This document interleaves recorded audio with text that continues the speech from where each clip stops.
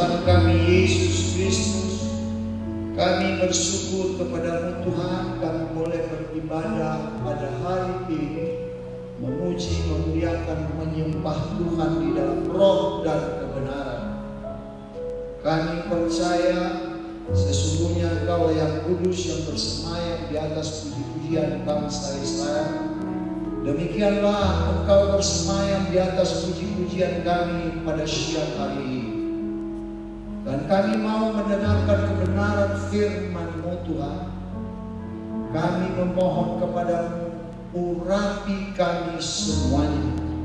Dimanapun jemaat berada, dimanapun orang-orang yang sedang ibadah, menikmati melalui live streaming pada saat ini. Tuhan, kuduskan kami, sucikan kami, dan tutup bungkus kami semua dengan kuasa darah Yesus. Malaikat-Mu berpasukan memagari kami dan tembok berapi Allah dari surga mengelilingi kami. Tuhan telah menentukan batas, mereka tidak melewatinya dan mereka tidak kembali menyelubungi bumi di dalam nama Yesus Kristus. Dan batas teritorial yang Tuhan telah tetapkan itu tidak ada satu kuasa kegelapan pun yang dapat melewatinya. Karena Allah kami adalah api yang menghanguskan. Ibrani 12 ayat 29 tergenapi. Oleh karena itu semua pemerintah-pemerintah, penguasa-penguasa, penghulu-penghulu di dunia yang gelap ini, dan roh-roh jahat di udara, panah-panah api jahat, sangat penuh mantra-mantra sihir, dunia orang mati, dunia kecelakaan, dunia maut, pencuri, pembunuh, peminasa, perampok, pencuri, penipu, pembohong, penyesat, virus corona COVID-19, dan iblis setan yang berada di balik virus corona COVID-19 ini. Kami ikat di dalam nama Yesus Kristus semua kuasa-kuasa kegelapan ini. Sesuai dengan Markus 3 ayat 27 tergenapi. Sebelum engkau merampas harta benda orang kuat itu terlebih dahulu engkau mengikatnya, barulah engkau merampas harta bendanya. Dan Matius 18 ayat 18, apa yang engkau ikat di bumi terikat di surga, apa yang kau lepaskan di bumi terlepas di surga. Semua kuasa-kuasa kegelapan itu kami ikat di dalam nama Yesus Kristus. Kami tolak, kami usir, kami hancurkan, kami patahkan, kami bakar dengan api Allah yang menghanguskan dalam nama Yesus Kristus.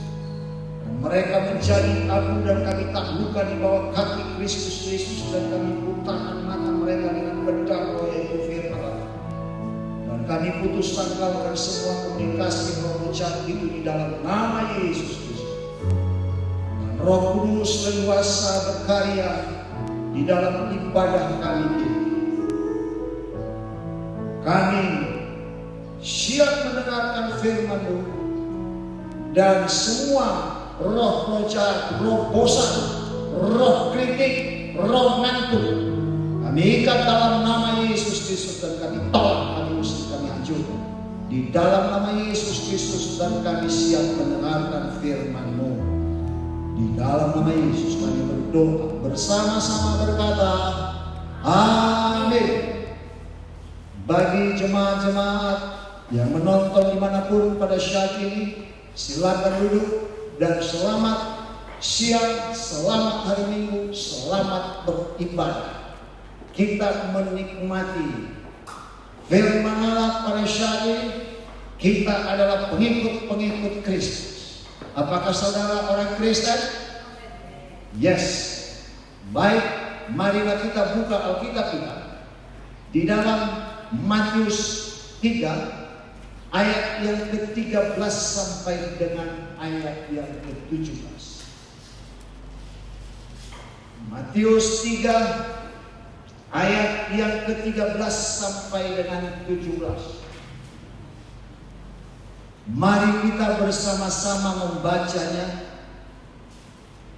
1, 2, 3. Maka datanglah Yesus dari Galilea ke Yordan kepada Yohanes untuk dibaptis olehnya. Tetapi Yohanes mencegah dia, katanya, "Akulah yang perlu dibaptis olehmu, dan engkau yang datang kepadaku." Lalu Yesus menjawab, katanya kepadanya, "Biarlah hal itu terjadi, karena demikianlah sepatutnya kita menggenapkan seluruh kehendak Allah." Sesudah dibaptis, Yesus segera keluar dari air, dan pada waktu itu juga langit terbuka, dan ia melihat Roh Allah seperti burung merpati turun ke atasnya. Lalu terdengarlah suara dari sorga yang mengatakan, "Inilah anakku yang kukasihi, kepadanya lah aku berkenan." Jemaat yang diberkati oleh Tuhan, Yesus dibaptis oleh Yohanes. Berbicara tentang dibaptis ini, yaitu berasal dari bahasa Yunani. Kata baptisan yaitu dari kata baptiso. Baptiso ini artinya yaitu ditenggelamkan, dibenamkan, dicelupkan. Yesus Kristus, dia memberi dirinya dibaptis oleh Yohanes Pembaptis. Orang Kristen menurut Alkitab harus dibaptis seperti Yesus dibaptis. Bagaimana Yesus dibaptis? Ketika Yesus berada di Galilea dan pergi ke Yohanes untuk dia dibaptis di Sungai Yordan. Dan ketika bertemu dengan Yohanes Pembaptis itu, Yohanes berkata kepada Yesus Kristus, katanya, "Akulah yang perlu dibaptis olehmu, dan engkau yang datang kepadaku." Akulah yang perlu dibaptis olehmu, dan engkau yang datang kepadaku. Di dalam Matius 13 ayat 14. Saudara yang diberkati oleh Tuhan, Yohanes Pembaptis itu mencegah Yesus. Sesungguhnya engkaulah yang membaptis aku, tetapi engkau yang datang kepadaku. Dan apa kata Tuhan Yesus Kristus di ayat yang ke-15 itu? Lalu Yesus menjawab, katanya kepada Yohanes, kepadanya, "Biarlah hal itu terjadi, karena demikianlah sepatutnya kita menggenapkan seluruh kehendak Allah." Dan Yohanes pun menurutinya.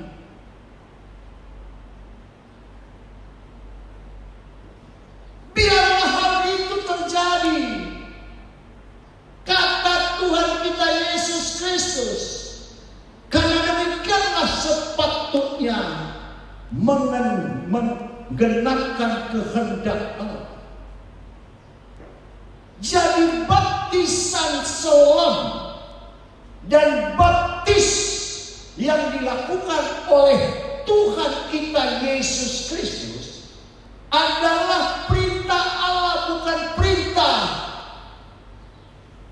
manusia. Gereja yang berkata bahwa dia adalah Kristen artinya Kristo yang diurapi, Yesus yang diurapi, saudara yang diurapi karena engkau adalah seorang Kristen. maka saudara harus memberi diri dibaptis dengan baptislam seperti Yesus lakukan. Bukankah kita ini mengaku sebagai Kristen? Kristen artinya pengikut Kristus. Kalau saudara seorang Kristen, saudara harus melakukan baptis yang dilakukan oleh Yesus Kristus. Karena baptis yang dilakukan oleh Tuhan kita Yesus Kristus itu adalah perintah dari Allah yang Maha Kuasa. Bukan perintah pendeta, bukan perintah pastor, bukan perintah sintua, bukan. Tapi perintah Allah kepada Yesus. Maka kita harus melakukannya. Dan itu dilakukan oleh Yesus Kristus. Yohanes Pembaptis membaptisnya, menenggelamkannya, mencelupkannya di dalam air.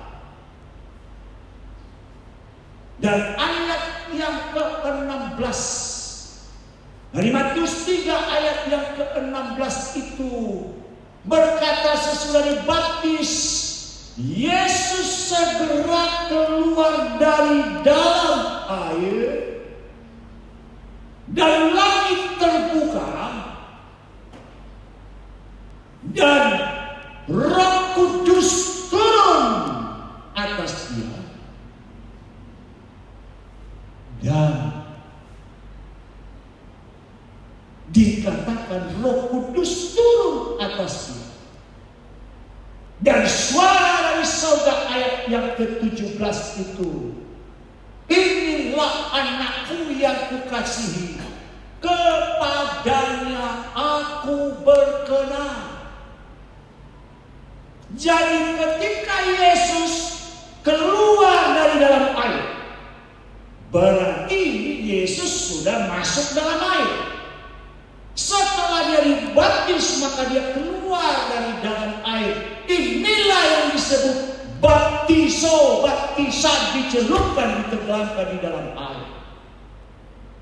Tetapi mengapa kita tidak mau dibaptis dengan baptislam?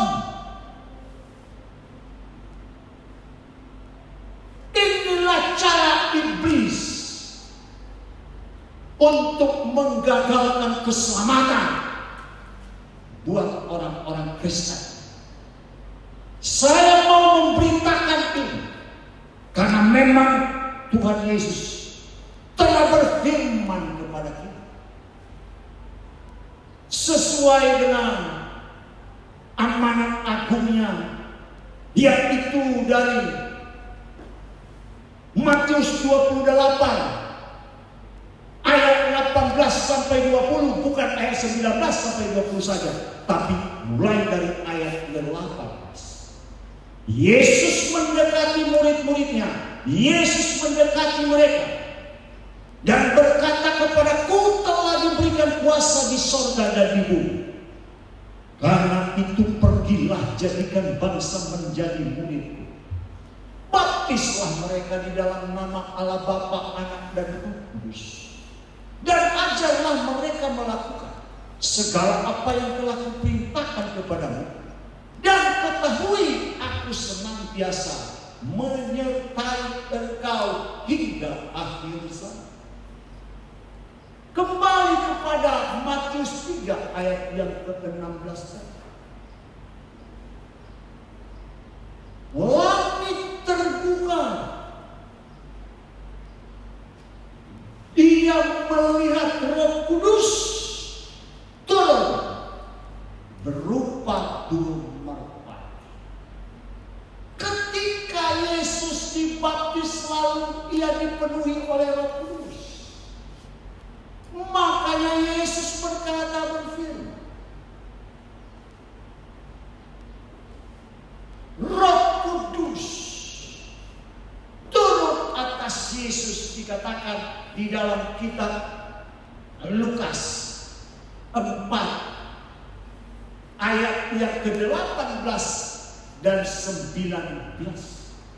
Roh Tuhan ada padaku, oleh sebab Ia telah mengurapi aku untuk menyampaikan kabar baik kepada orang-orang miskin, dan Ia telah mengutus aku untuk membebaskan orang-orang tawanan dan penglihatan kepada orang-orang buta, dan untuk membebaskan orang-orang yang tertindas, dan memberitakan tahun rahmat Tuhan telah datang. Setelah Yesus dibaptis, Yesus dipenuhi oleh Roh Kudus. Jadi kalau orang Kristen itu dibaptis sesuai dengan baptisan yang dilakukan oleh Tuhan kita Yesus Kristus, maka engkau akan dipenuhi oleh Roh Kudus. Engkau dituntun oleh Roh Kudus. Engkau dikendalikan oleh Roh Kudus, bukan iblis yang mengendalikan. Jadi orang Kristen itu harus dibaptis selalu, bukan pada waktu kecil. Ditaruh air di jidat anak-anak, itu tidak ada di dalam Alkitab. Sudah 30 kali lebih saya baca Alkitab ini, dari kitab Wahyu, dari kitab Kejadian sampai kitab Wahyu, tidak ada anak kecil dibaptis. Tetapi yang ada itu, yaitu di dalam Matius 19 ayat 13 sampai 15. Dan juga di kitab Lukas dan kitab Markus, yang bunyinya itu sama, yaitu orang tua membawa anak-anaknya kepada Yesus, lalu murid-murid Yesus menghalang-halangi anak-anak itu. Dan Yesus berfirman kepada mereka, jangan halang-halangi mereka, bawalah kepadaku, karena mereka layak mempunyai kerajaan surga. Lalu Yesus meletakkan tangannya, menumpangkan tangan kepada anak-anak itu untuk memberkati mereka. Jadi itulah yang disebut penyerahan anak kepada Tuhan kita Yesus Kristus. Tetapi iblis berusaha mempelesetkan firman Allah. Apakah ada di dalam Alkitab Yesus mengambil air lalu ditaruh di atas kepala anak-anak itu, lalu Yesus memercikkan di atas kepala anak-anak itu? Tidak. Karena ayat firman itu dikatakan oleh Yesus di dalam firman, di dalam Markus 16 ayat yang ke-16.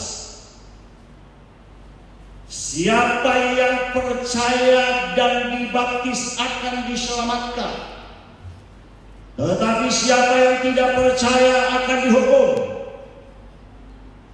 Kalau saudara percaya kepada Yesus, lakukan firman-Nya, beri dirimu dibaptis. Dibaptis dengan baptis selamat. Enggak salah di hari tua ngumpul engkau dibaptis dengan baptis selamat, bukan dosa. Karena tidak ada di dalam Alkitab anak kecil dibaptis. Saya bergumul malam tadi dan hari ini sebelum saya datang ke gereja. Apakah saya harus menyampaikan tentang kabar baptisan? Roh Kudus bilang, harus kamu menyampaikannya. Karena jarang disampaikan oleh para hamba Tuhan, para pendeta mengenai baptisan Yesus. Kita berkata kita adalah pengikut Kristus, pengikut Yesus. Kalau pengikut Yesus, lakukanlah firman-Nya. Jangan hanya engkau aku Kristen tapi tidak percaya kepada Yesus. Orang yang dibaptis sesuai dengan Markus 16 ayat 16 itu, kalau dia tidak memberi diri dibaptis selamat, dia tidak percaya kepada Yesus.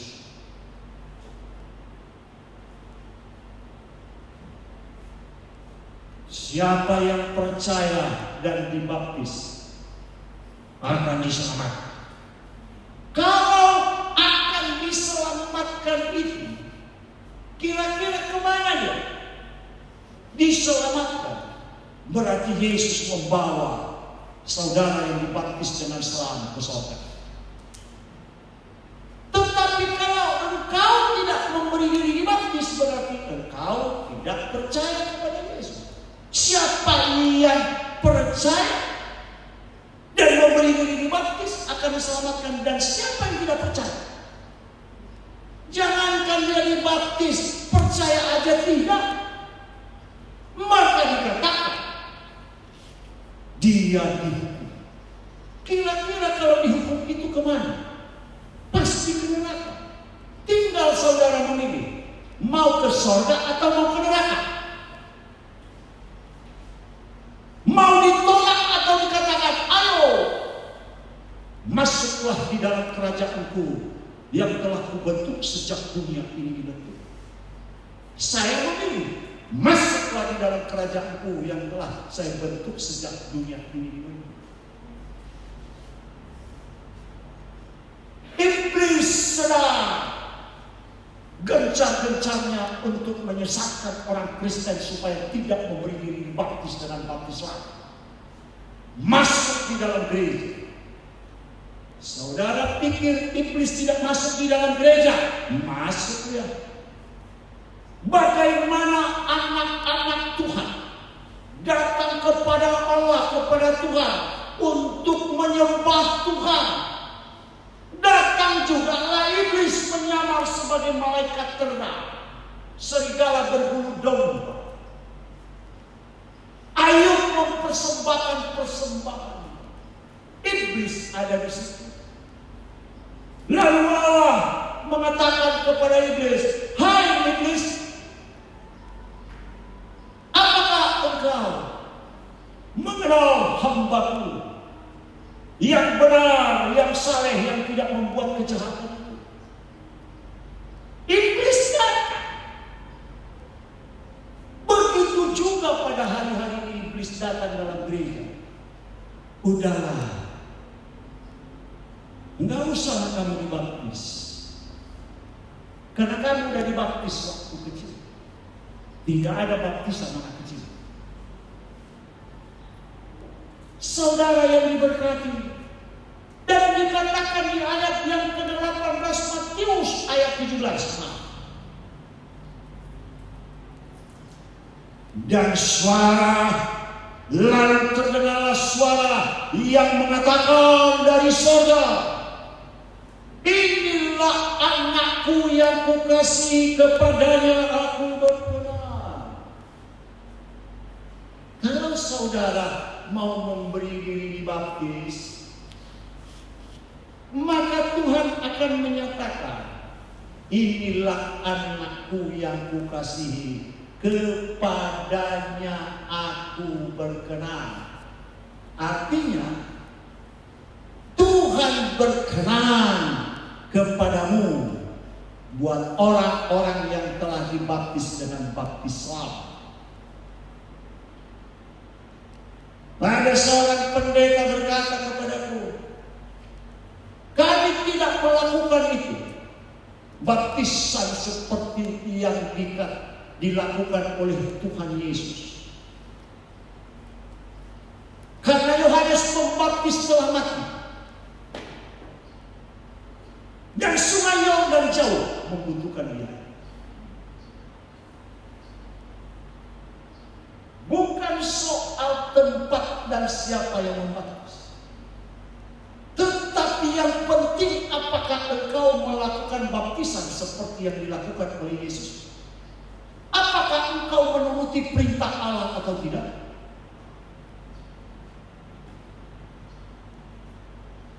Paulus dibaptis bukan di sungai Yordan, tetapi ketika Paulus musik. Lalu dia dilawat oleh Tuhan Yesus. Cahaya yang bersinar memancar di matanya, lalu dia buta dan dia manifest, dia jatuh tersungkur di hadapan. Dan Yesus berkata kepadanya, Saulus, Saulus, mengapa engkau menganiaya aku? Lalu dikatakan oleh Paulus, Saulus, siapakah engkau? Akulah Yesus yang engkau aniaya itu. Saulus menganiaya pengikut-pengikut Kristus, murid-murid Kristus. Dia bunuh. Yang terakhir dia bunuh, di depannya dibunuh. Dilempar dengan batu sampai mati. Yaitu Stefanus. Dan dia melanjutkan pembunuhan-pembunuhan. Pedas. Dan ketika dia jatuh tersebut, dan firman Tuhan Yesus kepadanya, pergi ke kota di jalan yang lurus. Di sana engkau temui hambaku, muridku Ananias, dan engkau akan didoakan. Dan dipapalah Paulus oleh teman-temannya, namanya waktu itu masih Saulus. Dan saat yang sama Ananias dilawat oleh Yesus Kristus di alam roh dengan berkata, hai Ananias, doakan Saulus yang sebentar lagi datang kepadamu. Karena dia mengalami kebutaan pada Saul. Lalu apa kata Ananias? Tuhan, banyak ku dengar tentang dia. Dia banyak membunuh pengikut-pengikutmu, murid-muridmu. Lalu Yesus berkata kepada Ananias, aku memakai dia, tapi dia akan menderita untuk menyampaikan kabar Injil kepada bangsa-bangsa, kepada dunia. Dan dipapahlah Saulus itu ke rumah Ananias di jalan yang lurus, jalan yang benar. Dan didoakan dia dan dibaptis.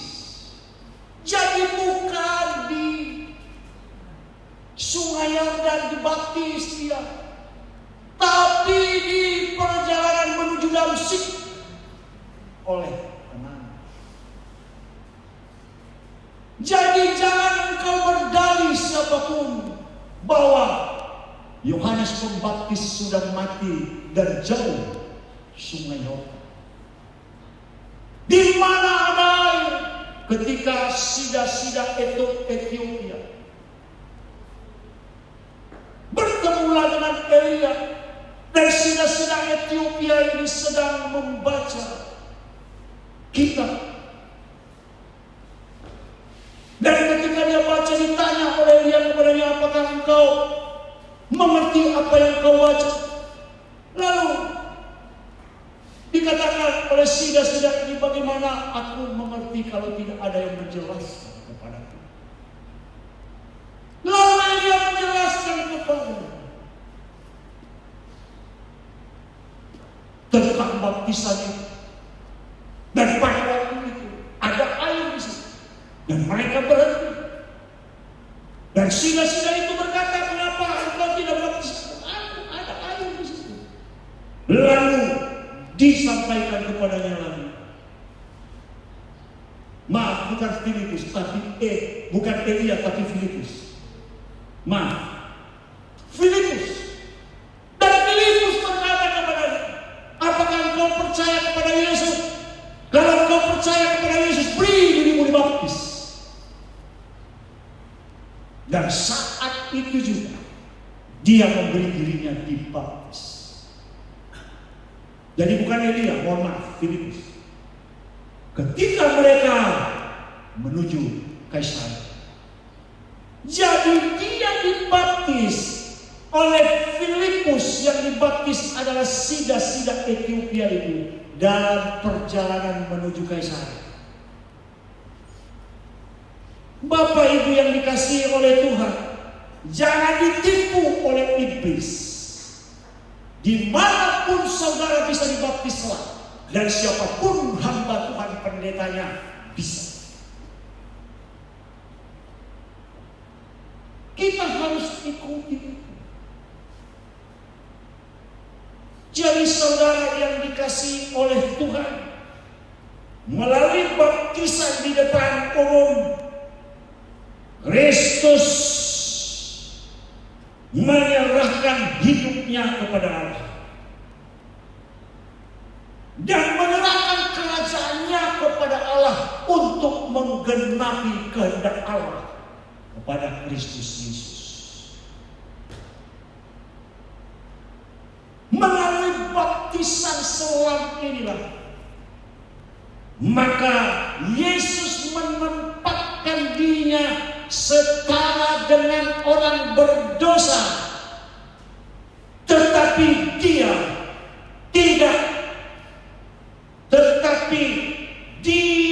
tidak perlu mengalami pertobatan dari dosa karena Yesus tidak berdosa.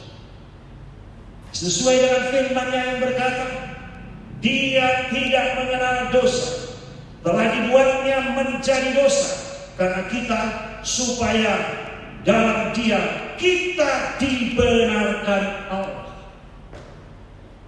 Jadi Bapak Ibu yang dikasihi oleh Tuhan, dimanapun saudara berada pada saat ini, jangan engkau mengeraskan hatimu untuk tidak mau dibaptis. Jangan engkau berkata, aku sudah dibaptis waktu kecil. Saudara yang berkata, aku sudah dibaptis waktu kecil, itu belum dibaptis. Jadi orang yang dibaptis itu sesuai dengan firman Tuhan, atau dari baptisan ini, maka Allah di dalam Kristus Yesus memanggil orang-orang berdosa untuk bertobat. Sesuai dengan firman-Nya di dalam Markus 1 ayat 4, yang berkata, ayat 4, bertobatlah, beri dirimu dibaptis, dan dosamu akan diampuni oleh Allah. Bertobatlah, berilah dirimu dibaptis. Jangan langsung baptis tanpa pertobatan. Makanya perlu pengajaran tentang Injil, tentang firman Allah. Karena firman Allah itu menurut Alkitab di dalam Roma 1 ayat 16 dikatakan, aku mempunyai keyakinan yang kokoh dalam Injil. Karena Injil itu adalah kekuatan Allah untuk menyelamatkan setiap orang percaya. Pertama-tama adalah orang Yahudi. Ayat yang ke-17. Sebab di dalamnya nyata kebenaran Allah yang bertolak dari iman dan memimpin dalam iman, seperti ada tertulis, orang benar akan hidup oleh iman. Engkau akan dibenarkan, engkau akan hidup kalau engkau mengimani firman Tuhan, percaya kepada Yesus Kristus, dan engkau memberi diri dibaptis. Jangan dengarkan yang mengatakan kamu berdosa kalau 2 kali dibaptis. Enggak ada itu dalam Alkitab, sobat. Enggak ada. Tapi yang pertama, yaitu penyerahan kepada Tuhan, lalu Tuhan mendoakan mereka. Sedangkan orang-orang yang dibaptis salat ini, yang itu pertobatan. Pertobatan. Meninggalkan perbuatan-perbuatan jahat. Melakukan yang benar. Berbalik dari jalan-jalannya yang jahat. Melakukan firman Tuhan, melakukan kebenaran. Kalau dulunya saudara hidup dalam perbuatan daging, yaitu percabulan, kecemaran, hawa nafsu, penyembahan berhala, sihir, perselisihan, perseteruan, roh percikan, roh pemecah, kedengkian, kemabukan, dan pesta pora, dan lain sebagainya. Tinggalkan. Dan biarlah buah roh hidup di dalammu, sesuai dengan firman-Nya. Buah roh yaitu kasih, sukacita, damai sejahtera, kesabaran, kemurahan, kesetiaan, kebaikan, kelemah lembutan, penguasaan diri. Tidak ada satu hukum pun yang menentang buah roh. Saudara, marilah kita sungguh-sungguh membaca firman. Umatku binasa karena tidak mengenal Tuhan, karena tidak mengetahui firman Tuhan. Makanya saudara banyak baca firman. Inilah kesempatan kepada saudara pada saat ini.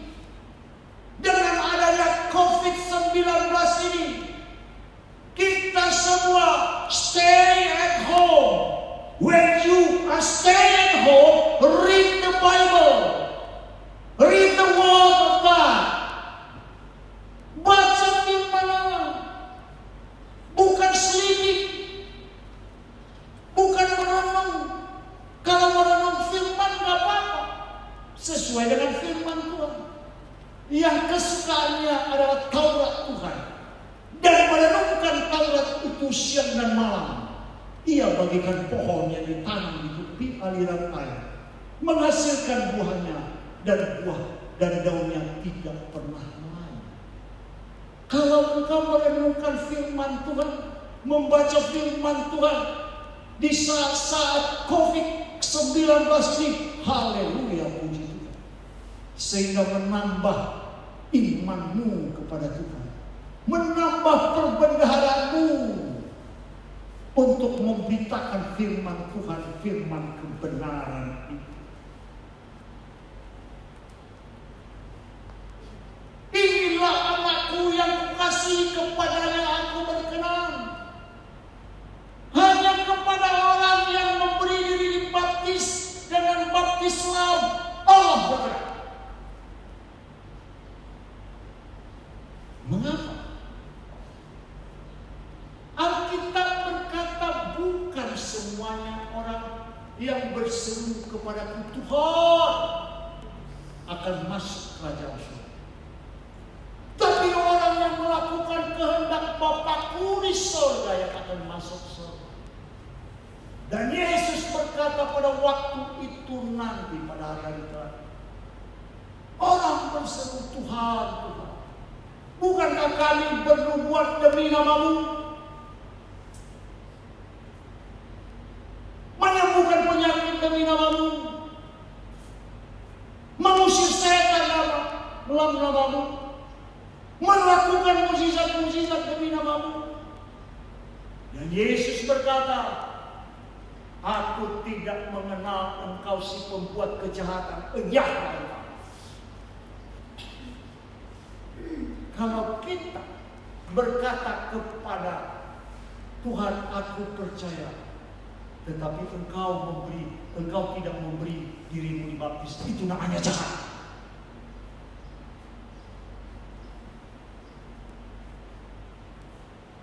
Alkitab berkata, aku tidak mengenal engkau si pembuat kejahatan. Biarlah dijauhkan Tuhan kepada kita. Penolakannya. Makanya saudara harus memberi diri dibaptis. Karena pengajaran seperti ini jangan tersinggung.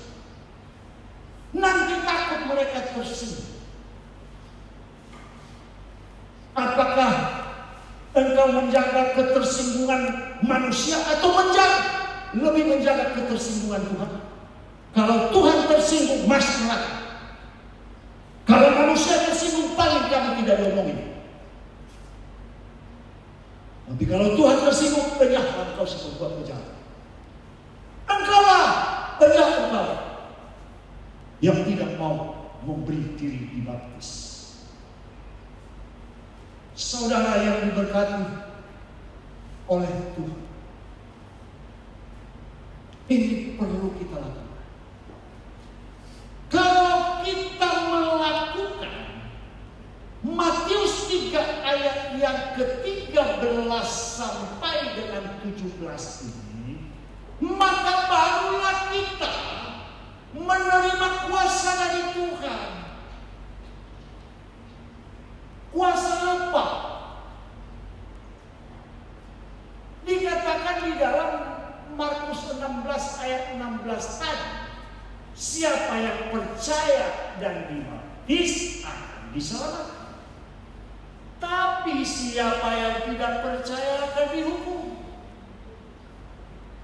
Tanda-tanda ini menyertai orang percaya.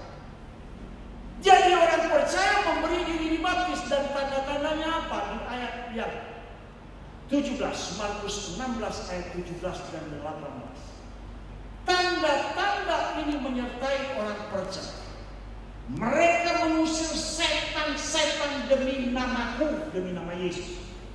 Mereka berbahasa baru bagi mereka. Mereka memegang ular, bahkan meminum racun maupun mereka tidak celaka. Mereka menompangkan tangan kepada orang sakit, maka orang sakit itu menjadi sembuh. Ketika saudara memberi diri dibaptis dengan baptis lain, Tuhan berkenan kepadamu, engkau dipenuhi oleh Roh Kudus, maka engkau dapat mengusir setan-setan. Kuasa yang pertama diberikan kepadamu, kuasa untuk mengusir setan. Pernahkah saudara mengusir setan, lalu setannya pergi? Atau engkau mengusir setannya, tapi setannya semakin rajin datang ke tempatmu?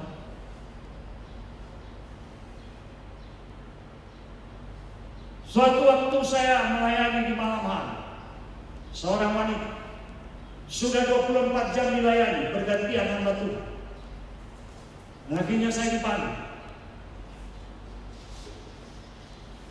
Dan begitu saya sampai di pintu kamar perempuan itu yang kerasukan setan, dan setan itu yang ada di dalamnya berkata, "Hei anak setan!" Dia katakan kepada saya, setan itu berkata kepada hamba Tuhan, "Hei anak setan!" Dia intimidasi saya. Tapi anak Tuhan, hamba Tuhan tidak bisa diintimidasi. Saya katakan kepadanya, "Hei setan, aku adalah anak Allah, berasal dari Allah. Aku mengalahkan nabi-nabi palsu, dan roh yang ada dalamku lebih besar dari roh yang ada di dunia ini. Ayo!" Di setannya pergi, perempuan itu tersungkur di hadapan Tuhan Yesus sesuai dengan firman Tuhan di dalam Markus 3 ayat 11. Ketika iblis itu melihat Yesus, maka mereka tersungkur di hadapan Tuhan Yesus. Itu yang dikatakan mengusir setan. Kamu tidak takut kepada setan, karena roh yang ada di dalammu adalah roh Allah, lebih besar dari roh yang ada di dunia. Jadi kalau kita memberi diri dibaptis, maka kita dipenuhi oleh Roh Kudus dan kita berbahasa roh. Bahkan karunia-karunia roh itu kita terima dari surga, yang itu karunia roh berkata-kata hikmah, karunia roh berkata-kata pengetahuan, karunia roh beriman, karunia roh melakukan mukjizat-mukjizat. Karunia roh bernubuat, karunia roh membedakan roh, dan karunia roh berbahasa roh, dan karunia roh menafsirkan bahasa roh. Tapi kalau saudara tidak memberi diri dibaptis, jangan harap akan engkau menerima 9 karunia roh. Makanya kalau ada orang sakit dibawa kepada saudara yang sudah dibaptis dan dipenuhi oleh Roh Kudus, engkau mendoakannya pasti sembuh. Saudara, banyak kita layani orang gila. Baru-baru ini di Medan, kami ditelepon ke sini dan kami berangkat ke sana 3 minggu yang lalu. Kita layani 4 jam dilayani, disampaikan firman Tuhan kepada kami. Udah, si setan yang pergi selesai. Mengapa ada nama di atas segala nama? Biar itu nama yang agung, nama yang ditinggikan, yaitu Yesus Kristus. Jadi kuasa Yesus itu diberikan kepada kita.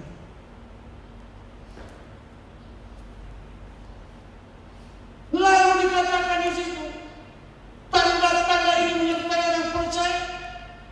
Mereka memegang ular, bahkan meminum racun maut pun mereka tidak celaka. Memegang ular yaitu mengendalikan kuasa kegelapan, mengendalikan kuasa perzinahan, mengendalikan kuasa untuk menyembah berhala-berhala dan lain sebagainya, mengendalikan perbuatan daging. 14 perbuatan daging itu bukan perbuatan daging yang mengendalikan saudara, tapi saudara yang mengendalikan perbuatan daging, perbuatan iblis setan itu. Makanya dikatakan memegang ular. Engkau remukkan dia, karena kepadamu telah diberikan kuasa untuk menginjak ular dan kalajengking dan menahan kekuatan musuh dan tidak membahayakan saudara. Sesuai dengan firman-Nya di dalam Lukas 10 ayat 19. Engkau yang berkuasa kepada ular, engkau yang berkuasa kepada kalajengking, berbicara tentang penyakit. Kalajengking berbicara tentang ular, berbicara tentang kejahatan-kejahatan. Dan engkau menumpangkan tangan kepada orang sakit, maka orang sakit itu menjadi sembuh. Engkau punya kuasa tumpangkan dari jarak jauh pun, dari kota Pekanbaru, dari kota Dumai, mengarahkan tangan ke Bali. Maka orang yang sakit jantung 32 tahun itu, sejak kecilnya sampai umur 40 tahun, sembuh dalam nama Yesus Kristus. Mengapa? Karena kita menuruti perintah Allah, yaitu memberi diri dibaptis yang dilakukan oleh Yesus sendiri.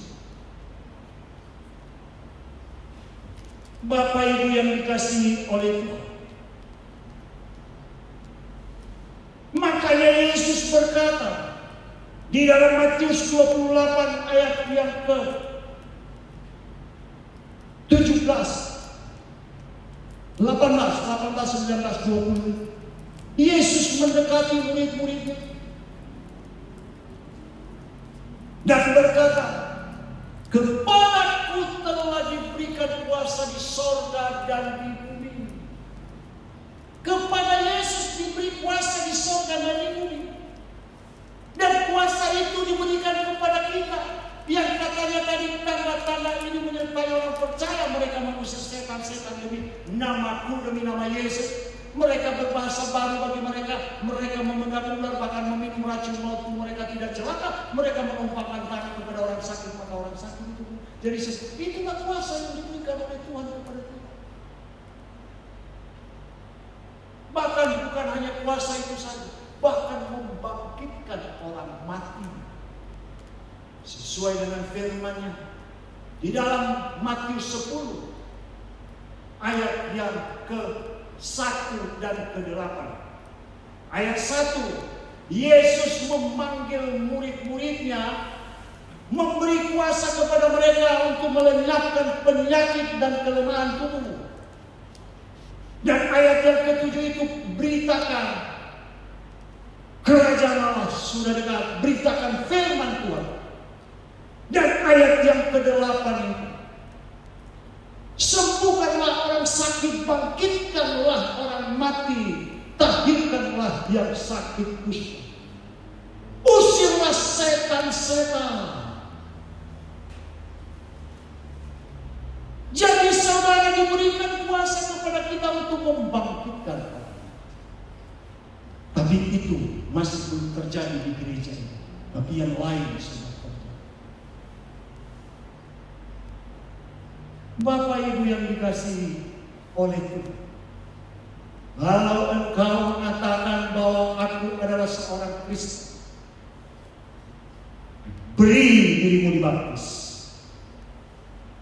Tetapi kalau engkau berkata engkau Kristen tapi tidak memberi diri dibaptis, zero,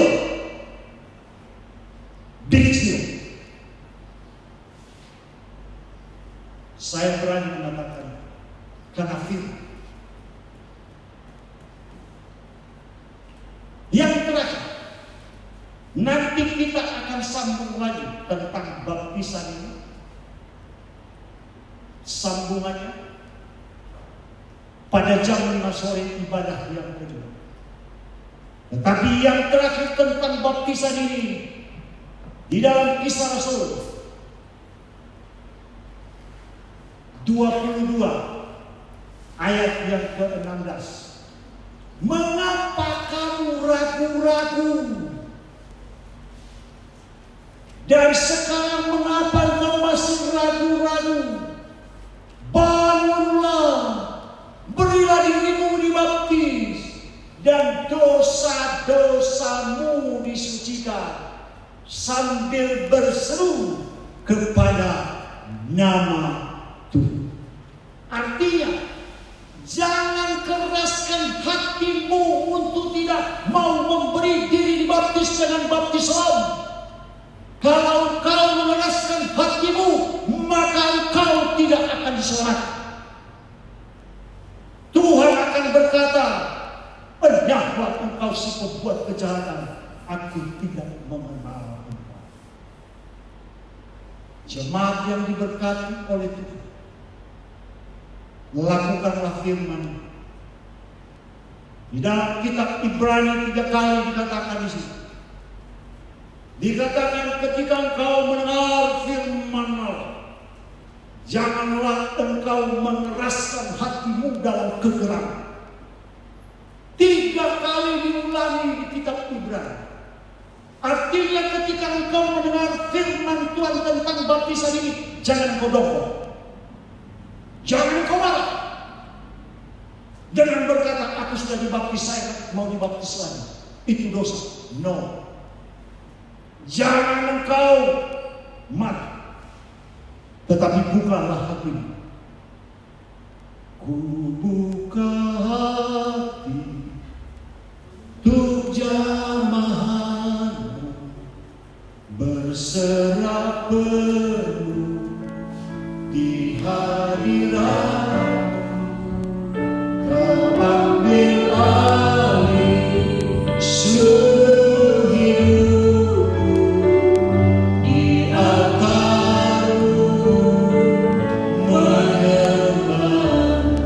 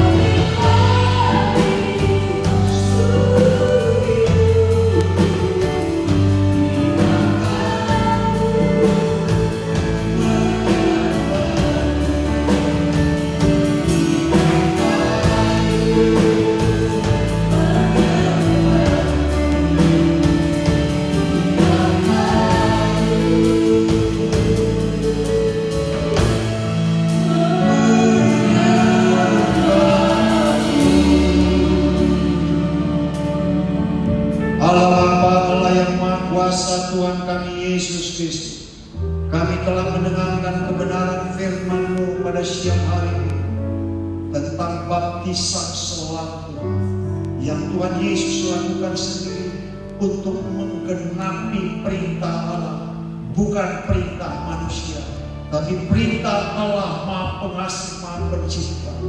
Ya Tuhan Yesus Kristus, jemaat-Mu dan para pemirsa di rumah telah mengikuti ibadah ini, telah mendengarkan kebenaran firman-Mu, dan kami percaya Roh Kudus yang memimpin mereka untuk lebih mengerti firman-Mu dan melakukan firman-Mu, sehingga firman ini menjadi rema di dalam hidup mereka. Mereka tidak hanya mendengar, membaca firman Tuhan, tapi mereka menjadi pelaku-pelaku firman Tuhan, sehingga Tuhan membawa kami ke surga, karena kami mau beri diri dibaptis. Jangan sampai tergenapi firman Tuhan Matius 21 ayat 23, yaitu Tuhan menolak sesuai dengan firman-Nya. Bukan semua orang yang berseru-seru kepadaku, Tuhan, Tuhan, akan masuk dalam kerajaan surga, tetapi orang yang melakukan kehendak Bapa-Ku di surga. Pada waktu itu nanti Yesus berfirman, bukankah semuanya orang berseru, Tuhan, bukankah kami menyembuhkan penyakit demi nama-Mu, berbuat demi nama-Mu, dan melakukan mukjizat demi nama-Mu? Dan Yesus berkata, aku tidak mengenal engkau, menyamar engkau si pembuat kejahatan. Ya Tuhan, jauhkan kami dari kata-kata di dalam kitab Matius 21 ayat 23, tetapi tergenapi di dalam hidup kami, yaitu Tuhan membawa kami ke surga. Masuklah di dalam kerajaan-Mu yang telah kubentuk sejak dunia ini dibentuk, terjadi atas kami. Ya Tuhan Yesus, kami akan melanjutkan ibadah nanti sore tentang 7 berkat baptisan yang diterima oleh orang-orang yang dibaptis dengan baptis selamat, sehingga berkat-Mu melimpah-limpah kepada kami. Ya Tuhan Yesus, kami mendoakan Indonesia pada saat, walaupun pada saat ini COVID-19 virus corona ada di Indonesia, tetapi kami percaya Tuhan menyelamatkan Indonesia sesuai dengan firman-Mu yang berkata, bila mana aku menutup langit, tidak turun hujan, dan bila mana aku menyuruh belalang memakan hasil bumi, dan bila mana aku melepaskan penyakit sampah di antara umat-Ku, dan umat-Ku yang atasnya nama-Ku disebut merendahkan diri, berdoa, mencari wajah-Ku, dan berbalik dari jalan-jalan yang jahat, maka aku mendengar dari surga, dan dosa-Mu diampuni, dan negeri-Mu akan dipulihkan. Dan aku mendengar dari tempat ini permohonan-Mu, dan mataku tertuju kepada-Mu. Tuhan, kami mau merendahkan diri kepada-Mu, kami mau berdoa kepada-Mu, kami mau berbalik dari jalan-jalan yang jahat. Tuhan, belas pengasihan-Mu, berikan limpahan kepada Indonesia, pulihkan Indonesia. Virus corona, Tuhan Yesus yang menghancurkannya. Virus corona, Tuhan Yesus lah yang melenyapkannya. Karena Tuhan Yesus datang untuk memberikan hidup dalam segala kelimpahan. Terjadi Tuhan penyakit-penyakit di dalam nama Yesus Kristus. Tuhan, Engkau-lah yang memerintahkan angin dari berbagai penjuru untuk melenyapkan virus corona di dalam tubir-tubir laut sehingga mati semua mereka. Dan ini setan yang membawa penyakit itu, malaikat-Mu menyapu bersih mereka, dan malaikat-Mu merantai mereka dengan rantai abadi di dalam lembah kekelaman sampai Yesus datang. Terima kasih Tuhan. Gereja ini Tuhan ini Jalan MH Tamrin nomor 75 itu. Urapi gereja ini. Pakai gereja ini menjadi berkat buat Indonesia, buat bangsa-bangsa. Untuk menyembuhkan penyakit, untuk melenyapkan segala penyakit, dan untuk membebaskan orang-orang yang terikat oleh kuasa kegelapan. Terima kasih Tuhan Yesus. Dan seluruh umat yang mengikuti ibadah ini, Tuhan Yesus yang mengurapi mereka. Dan seluruh para hamba barulah Tuhan yang memberkati. Dimanapun saudara berada pada saat ini yang sedang menyaksikan ibadah ini, angkatlah tanganmu tinggi-tinggi ke arah surga.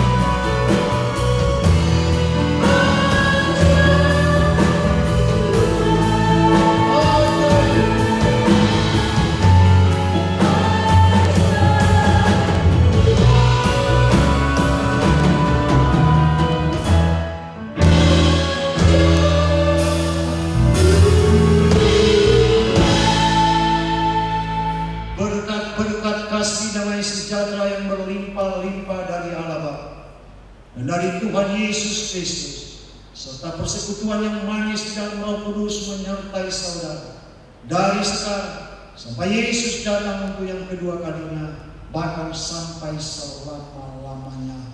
Yang diberkati katakan amin. Selamat hari Minggu. Tuhan memberkati. Sampai bertemu jam 5 sore ibadah kedua. Tuhan